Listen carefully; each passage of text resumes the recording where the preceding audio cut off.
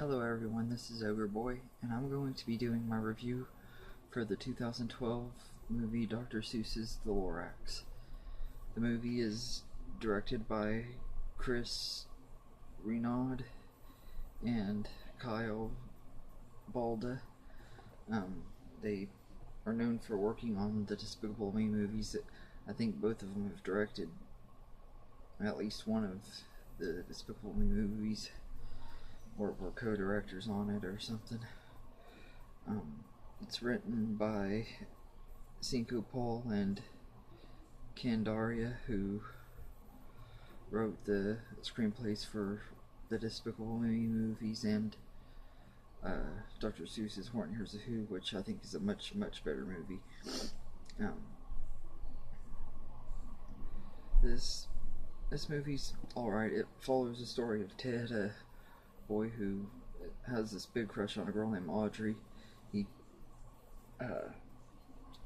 And the thing she wants the most is to be able to see a real life tree, because in their little town there are no trees, it's just plastic. The guy that runs the town feeds off of that by selling bottles of air and stuff like that to make profit and everything. So Ted wants to find a real tree to impress this girl, and his grandma tells him to go see the Onceler, who would be the only person that really would know about what happened to the trees and why they don't have any. And so he goes and sees the Onceler, and over a few nights the Onceler tells his story about how when he was young and trying to make these clothes thing called needs or something. Yeah, needs. He's wanted to break out into business doing that, and in order to do that he has to chop down trees and stuff. After he chops down the first one, this mystical creature called the Lorax pops out of the stump of the first tree he chops down, and is trying to convince him not to do it anymore and everything. And he even makes a promise to the Lorax that he won't chop down any trees. But after his business succeeds, he ends up chopping down all of the trees, making all of the forest animals leave and everything, and the Lorax leaves and everything. And pretty much that's what led to the town and everything being filled with plastic and stuff like that. The cast in this is pretty good. Danny DeVito does the voice of the Lorax. I think he was a really good choice for this. I think he was probably the best casted person in this movie. And Ed Helms does the voice of the Onceler. He's really good. He kind of sounds a little bit silly when he's older, because he uses this old man voice that just kind of silly, but he does as good as he can with it. And I think he was pretty decent, and he sings in it too, which he's a pretty good singer. This movie's actually kind of a musical, which I kind of like that, because some of the songs are really catchy. Some of them are kind of annoying, but they're catchy too. Zac Efron does the voice of Ted. He's the main reason I was even interested in this movie. I'm a huge Zac Efron fan and everything, and I like his character, of course. He's like the reason why we get to hear the story about the Lorax and everything, because he's the one that wants to impress the girl and everything. And Taylor Swift does the voice of Audrey, who she's pretty good in this movie. Most of the time her acting isn't very good. I've seen her in a few movies like Valentine's Day and The Giver, and her acting was pretty terrible in those. But in this, her voice acting was okay. I guess it's probably easier to act with just your voice than it is physically if you're not used to acting. But I thought she was good in this. Rob Riggle does the voice of O'Hare, the evil businessman who wants to sell air for profit and everything. He's actually a pretty good villain. Everything.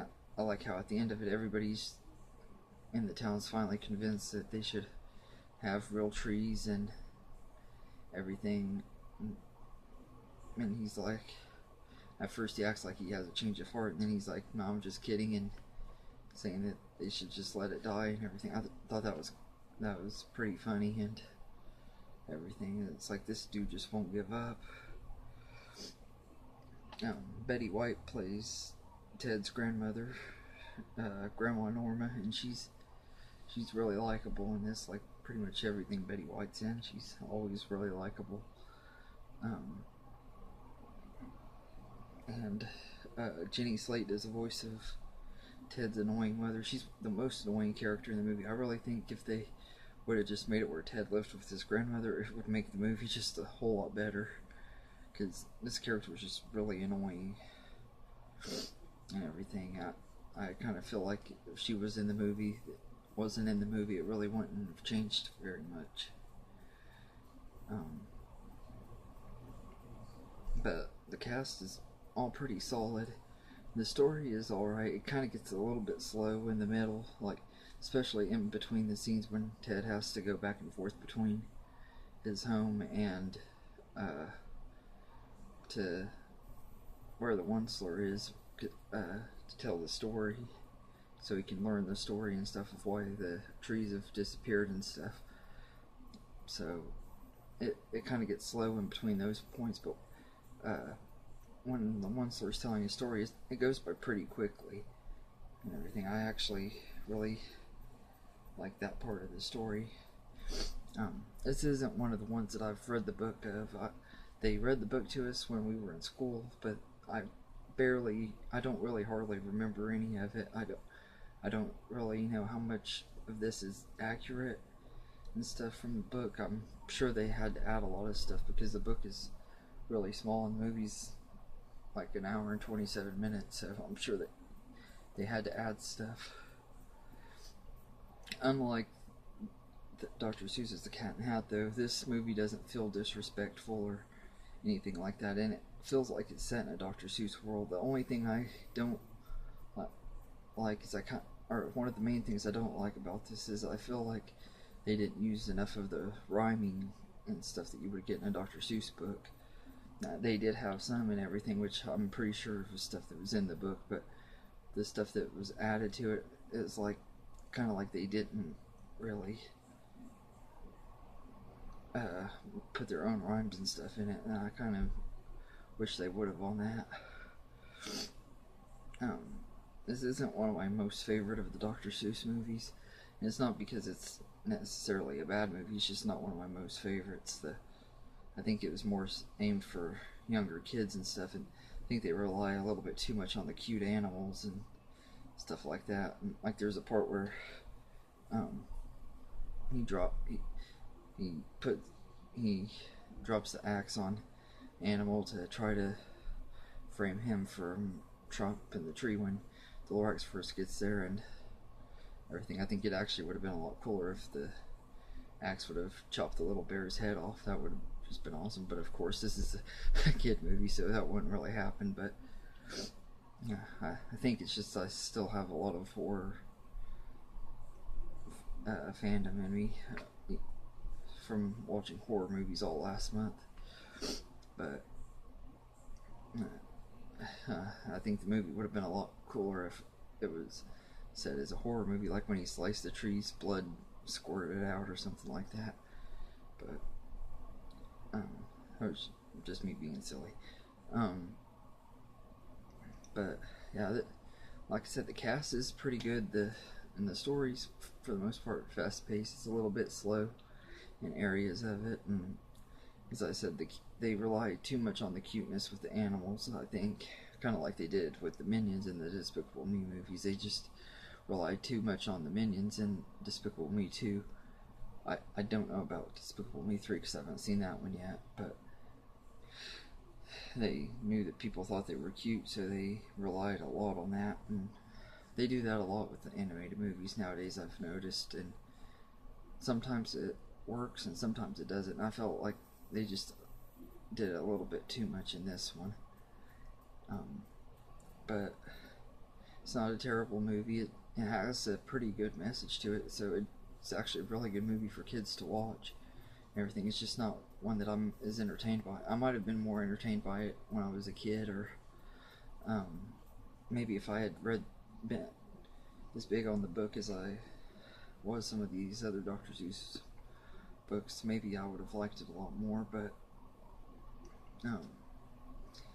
like I said, it's not an absolutely terrible movie or anything. And I'd probably give it a 7.5 out of 10. Because like I said, it does have quite a bit of slow parts and everything, but the songs in this movie are actually pretty catchy and everything. I think it's kind of weird also that Taylor Swift and Zac Efron, who have histories with musical movies, and Taylor Swift of course is a singer, that they're in this animated musical movie, but neither one of them sing in it. I thought that was kind of weird, but I think that was kind of good for Taylor Swift to kind of let her be in a movie where she was just acting and not being there to sing or anything like that. But anyway, that's my review for Dr. Seuss's The Lorax. I am going to be reviewing the two Grinch movies, the one with Jim Carrey and the newest one with that's coming out. It's from the same people that made The Lorax, and starring Benedict Cumberbatch. I'll be doing my reviews for those sometime within the next few days, and then I'll rank all of the Dr. Seuss movies that we've gotten so far. If there's any other movies you'd like me to review, let me know in the comments, and also let me know what you thought about The Lorax. Did you like it? Did you hate it? And everything. Let me know what you thought about it, and feel free to like and subscribe, and you can follow me on Facebook at Overboy1992, and have a good day.